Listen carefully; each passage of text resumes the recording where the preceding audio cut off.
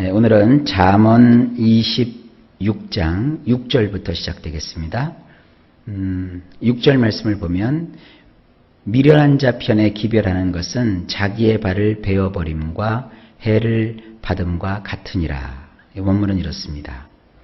미련한 자의 손에다 다바르를 보내는 것은 자기 양발을 자르는 것이며 위해한 것을 마시는 것이니라. 여기 계속 이 잠언 26장은 미련한 자에 대해서 말하고 있죠. 오늘 이 6절에도 미련한 자에 관한 이야기인데 삶을 살면서 이 미련한 자의 손에다가 다바르를 보내지 말라. 이 다바르라는 것을 몇 번 우리가 살펴보았어요. 이것은 말, 선언, 대화, 명령, 약속, 경고, 위협, 노래 이런 것들을 다바르라고 하는 거예요.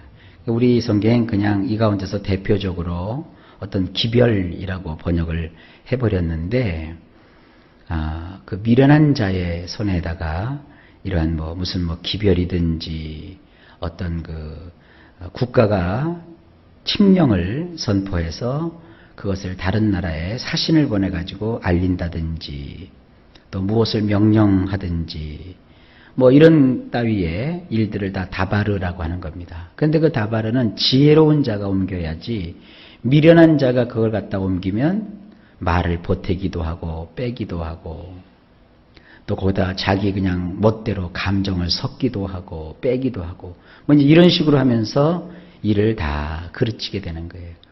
그래서 왕이 이웃나라에 사신을 보낼 때 아주 미련하고 엉뚱하고 불합리하고 부조리한 사람을 뽑아가지고 그를 보내버리면 결국은 어떻게 되느냐. 양국 간에 엄청난 문제를 야기시키는 거예요.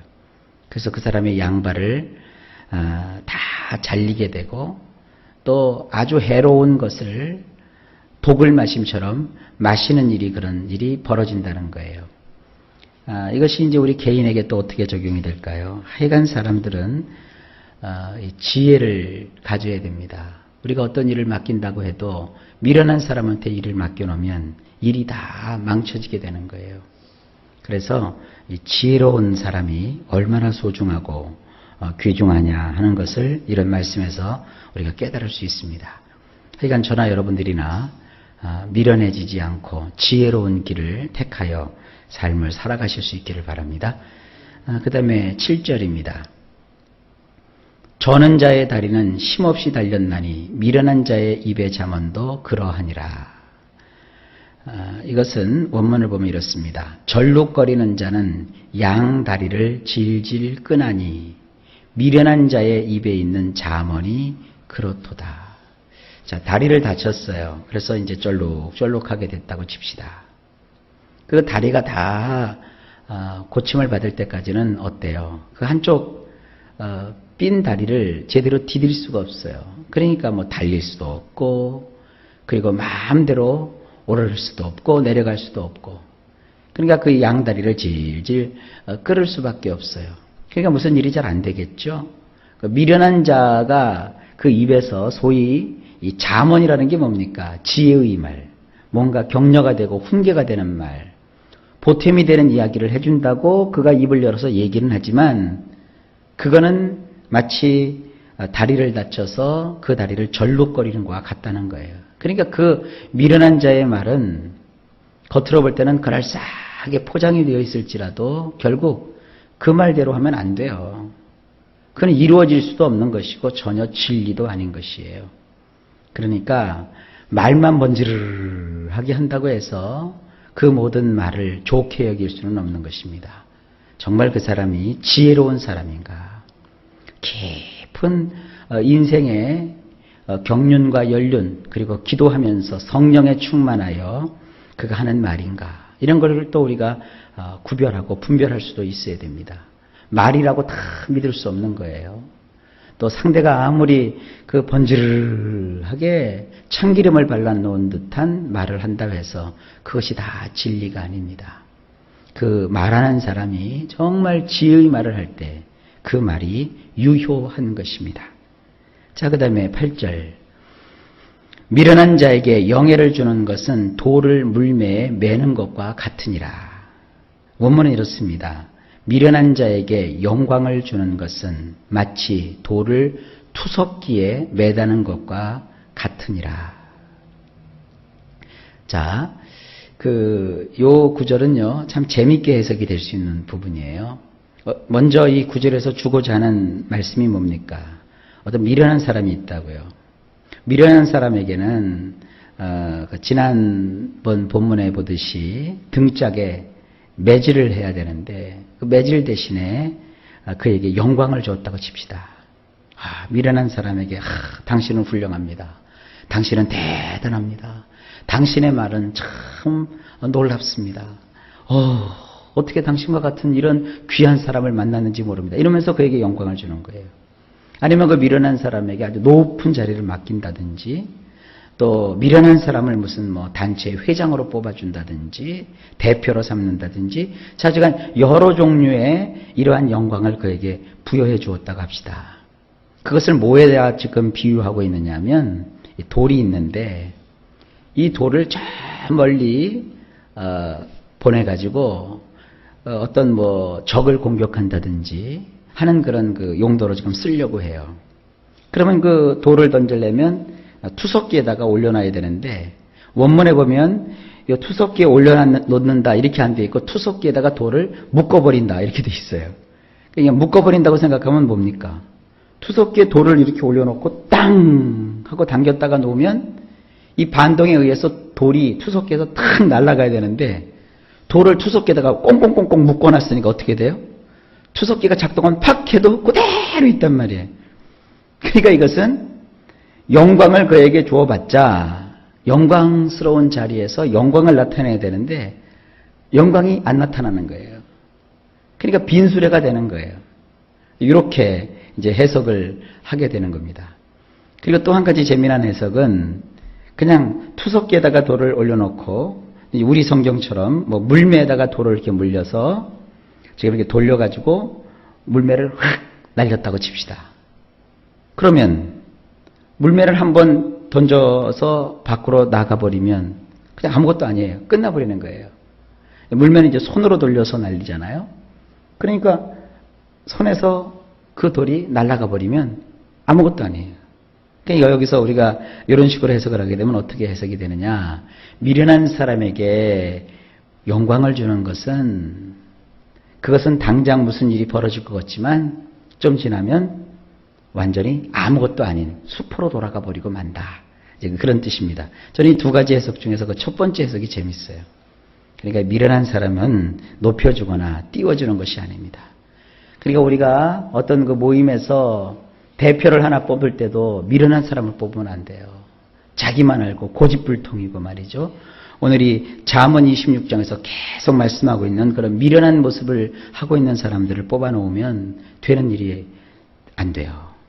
그리고 뭐가 성사가 이루어지지 않습니다. 말만 무성하게 되고 이런 것들을 하나님께서 우리에게 경계해 주고 계시는 겁니다. 자, 그 다음에 9절 말씀입니다.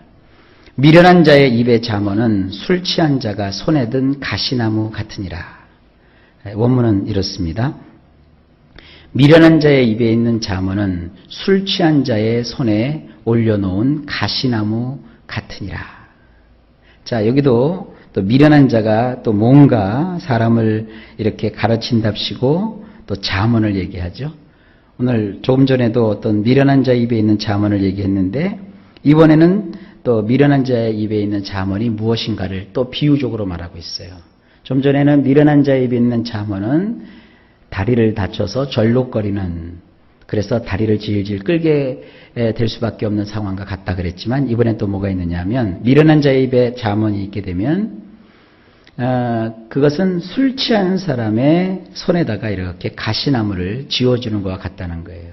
술 취한 사람이 손에 가시나무를 잡았으니까 상대가 이게 다칠든 말든 상관할 게 뭐 있어요. 그냥 지 기분 내키는 대로 가시나무로 흔들 거 아닙니까? 그러니까 술 취한 자의 잠언은 뭐냐 하면 자기가 지금 뭔 말을 하는지도 모르고 술 취해가지고 막 상대방을 공격하는 그런 난포한 그러한 그 폭주가처럼 그 미련한 사람의 잠언은 남에게 교훈을 주고 뭔가 이렇게 훈계한답시고 온통 사람들을 혼란스럽게 만들어버리고 마는 겁니다. 여러분 되게 술 취한 사람이 뭘 얘기하면 우리가 안 듣잖아요. 자, 어디 가서 이제 말 시비가 붙었어요. 근데 보니까 상대방이 술을 한 잔 걸쳤어요. 그러면 여러분들이 아이고 술 취한 사람하고 무슨 말을 해. 얼른 가서 술이나 깨고 오시오. 그러고 말잖아요. 마찬가지예요. 술 취한 사람처럼 이야기되는 그와 같은 잠언들이 있다고요.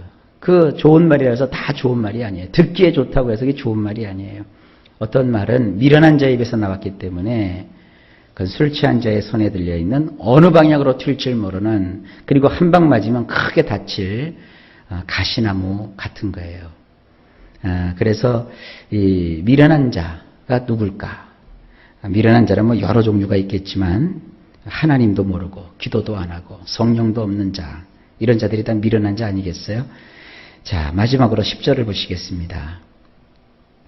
장인이 온갖 것을 만들지라도 미련한 자를 고용하는 것은 지나가는 행인을 고용함과 같으니라. 우리 성경을 아무리 들여다봐도 이게 무슨 뜻인지 잘 와닿지 않을 겁니다. 그런데 원문을 보면 이렇습니다. 미련한 자를 고용하는 것과 지나가는 자들을 고용하는 것은 궁수더러 모든 사람을 상처 입히도록 하는 것과 같으니라. 자, 여기 이제 우리 성경에는 장인이라고 번역이 되어 있는데 원문에 보게 되면 요 장인이라고 우리 성경이 번역한 요 단어가 두 가지 뜻이 있어요. 하나는 활 쏘는 궁수. 이 궁수는 뭡니까? 전문적으로 활을 쏘는 사람이에요. 또 하나의 뜻은 아주 크고 위대한 자, 이런 뜻이 있어요. 그래서 영어 성경을 보게 되면 영어 성경에 킹 제임스 버전이라는 책이 있는데 미국인들이 오랫동안 많이 보아왔던 성경입니다. 거기에는 뭐라고 되냐면 위대하신 하나님이라고 번역을 해놨어요. 너무 그냥 막 가는 번역이고요. 가장 그 합리적인 해석은 궁수라고 하는 것이 옳습니다. 어쨌든 그 궁수에게 화살을 주면서 자, 네 눈에 보이는 대로 아무나 네 마음대로 활을 쏘아서 그들을 관통시켜라. 그래서 그들에게 상처를 입혀라. 그들이 혹시 상처를 입고 죽는다고 해도 상관하지 말고 활을 당겨서 마음대로 활을 쏘아보거라. 이렇게 말하는 거와 같다는 거예요. 뭐가요? 미련한 자를 고용해서 아주 중요한 일을 맡겨서 그 일을 이루려고 하는 것. 아니면 그냥 어디서 와서 어디로 가는지 모르는 아무나 그냥 데려다가 오고 가는 사람 아무나 데려다가 그냥 중요한 일을 맡기는 거. 이와 똑같다는 겁니다. 그러니까 어떠한 그 일이 되게 하려면 미련한 자를 쓰면 안 돼요. 미련한 자는 활을 쏘는 궁수와 같은 거예요. 준비도 안 된 사람에게 활과 화살을 맡기고 네 마음대로 해보라. 그러면 그 일이 망쳐진다는 것이죠. 그러니까 잘 사람을 쓸 때는 선별하고 고르고 기도하면서 너희가 그 사람을 고용해라. 그것이 지혜다라고 말합니다. 자, 좌우지간 오늘 성경은 미련한 자를 쓰면 어떻게 되는가 여러 가지 비유를 통해서 미련한 것은 바로 이런 것이구나 하는 것을 하나님께서 깨닫게 해주셨습니다. 자, 오늘도 하루가 시작되었습니다. 일마다 때마다 하나님께서 평강 주시고 여러분이 행하시는 모든 일이 형통하게 되시기를 예수님의 이름으로 축복합니다.